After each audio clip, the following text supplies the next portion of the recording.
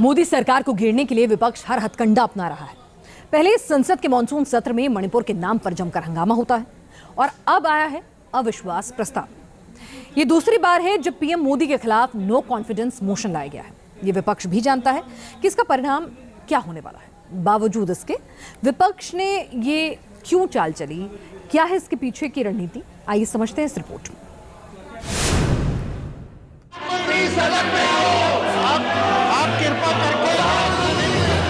शुभकामनाएं मैं आज फिर देना चाहता हूं कि आप इतनी तैयारी करो कि 2023 फिर से आपको अविश्वास प्रस्ताव लाने का मौका मिले।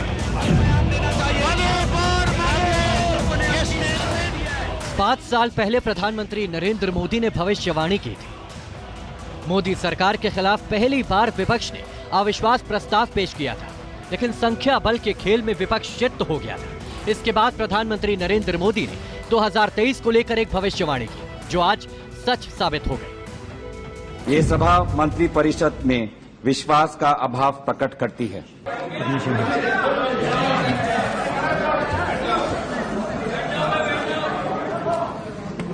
इस प्रस्ताव की अनुमति दी जाती है। देश में 2 बार अविश्वास प्रस्ताव पर सरकारें गिर चुकी हैं, लेकिन 25 बार ये असफल रहे। मोदी सरकार दूसरे अविश्वास प्रस्ताव का सामना कर रही है। अध्यक्ष महोदय, मैं विधेयक पुनर्स्थापित। सरकार का दावा है कि इस बार भी इसके पारित होने की उम्मीद कम ही दिख रही है, लेकिन यहाँ सवाल उठता है कि सदन में हार तय है तो अविश्वास प्रस्ताव क्यों लाया विपक्ष?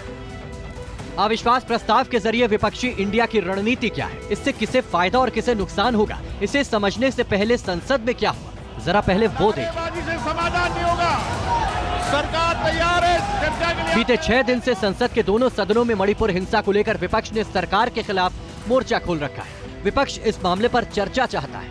इंडिया की मांग है कि इस मामले पर पीएम मोदी जवाब दें और आखिरकार बुधवार को कांग्रेस सांसद गौरव गोगोई ने लोकसभा में नो कॉन्फिडेंस मोशन का नोटिस दिया, जो स्पीकर ने स्वीकार कर लिया। और नियमों के तहत उचित समय पे चर्चा करने की तिथि से आप सबको अवगत करा दूंगा। अब अविश्वास प्रस्ताव पर वोटिंग होनी है। लोकसभा स्पीकर पक्ष और विपक्ष से चर्चा के बाद तारीख तय करेंगे, लेकिन वोटिंग से पहले ही अगर गुना गणित देखें तो रिजल्ट तो साफ है। एनडीए के कुल सांसद 331, इंडिया के कुल सांसद 139। संसद में संख्या बल के हिसाब से देखें तो अभी मोदी सरकार काफी मजबूत स्थिति में दिखाई देती है। इसके बावजूद विपक्ष की तरफ से अविश्वास प्रस्ताव लाया गया। सवाल उठ रहा है कि आखिर संसद में संख्या बल कम होने के बावजूद विपक्ष की तरफ से ये अविश्वास प्रस्ताव क्यों लाया जा रहा है, इसके क्या सियासी मायने हैं? लॉजियम जो था, जो अवरोध जो बना हुआ था, ये एक अच्छा तरीका है कि आप अंत में जो ब्रह्मास्त्र होता है विपक्ष के पास वो इस्तेमाल करें, और ये एक तरह से ब्रह्मास्त्र था जो उन्होंने इस्तेमाल किया। ये वो जानते हैं ये ब्रह्मास्त्र अंतिम रिजल्ट कारगर नहीं होगा, लेकिन इशू रेज हो जाएंगे, और इशू रेज हो जाएंगे तो विपक्ष को लगेगा जी।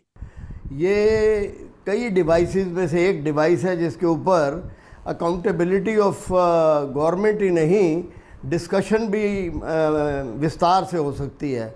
अब जैसे मणिपुर पे चर्चा में दिक्कत आ रही थी, तो अब जो चर्चा होगी इसमें नो कॉन्फिडेंस मोशन में, उसमें सारे विषय लिए जा सकते हैं, सिर्फ मणिपुर की इशू के ऊपर नहीं, पर जितने भी जगह हैं, वो राजस्थान हो, वेस्ट बंगाल हो, या किसी और इशू के ऊपर लेना हो अकाउंटेबिलिटी करने के लिए गवर्नमेंट की। यानी विपक्ष ने मणिपुर पर चर्चा के लिए पीएम के जवाब के लिए अविश्वास प्रस्ताव को अपना ब्रह्मास्त्र बनाया। आज हम सदन के अंदर लड़ रहे हैं और हम बार बार प्रधानमंत्री मोदी जी को कहना चाहते हैं कि सदन के बाहर नहीं, सदन के अंदर आकर देश को संबोधित करें, क्योंकि ये बात सिर्फ अब मणिपुर की नहीं रह गई है, ये बात दूसरे प्रदेशों में फैल रही है। हमें पता है आंकड़े हमारे पक्ष में नहीं, लेकिन लोकतंत्र आंकड़ों की चीज सिर्फ नहीं होती है। मणिपुर जल रहा है, वहां के लोग टकटकी लगा के देख रहे हैं कि हमारे प्रधानमंत्री जुबान कब खोलेंगे। किसी भी और उपकरण से वो जुबान खोल नहीं रहे थे। उंगली की चोट पर ट्वीट करने वाले प्रधानमंत्री मणिपुर में हमारी बहनों के नग्न परेड के बाद भी चुप है। विपक्ष मणिपुर के मुद्दे को भुनाना चाहते हैं। मणिपुर हिंसा के मामले पर मोदी सरकार को पीछे धकेलने की कोशिश में है, लेकिन सवाल तो ये उठता है कि क्या विपक्ष अपने इस गेम प्ले में कामयाब हो पाएगी या फिर ये उल्टा पड़ जाएगा। को नो कॉन्फिडेंस दिया है, तो अब लोगों के कॉन्फिडेंस माननीय नरेंद्र मोदी जी के ऊपर, भारतीय जनता पार्टी के ऊपर ही है।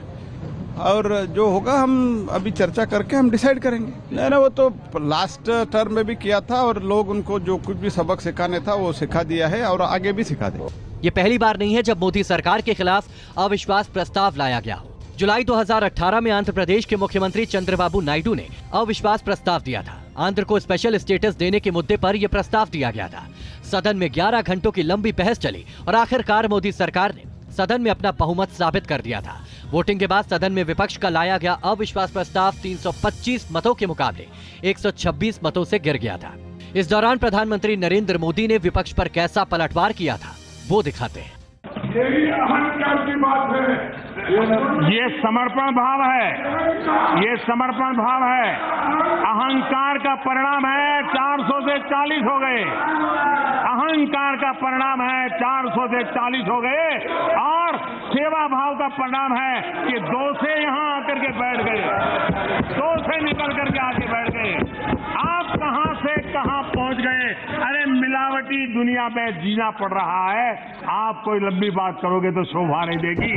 इस बार भी कांग्रेस को मोदी का जवाब चाहिए। मणिपुर पर नरेंद्र मोदी संसद के बाहर पहले ही बयान दे चुके हैं। मणिपुर की जो घटना सामने आई है, किसी भी सभ्य समाज के लिए ये शर्मसार करने वाली घटना है।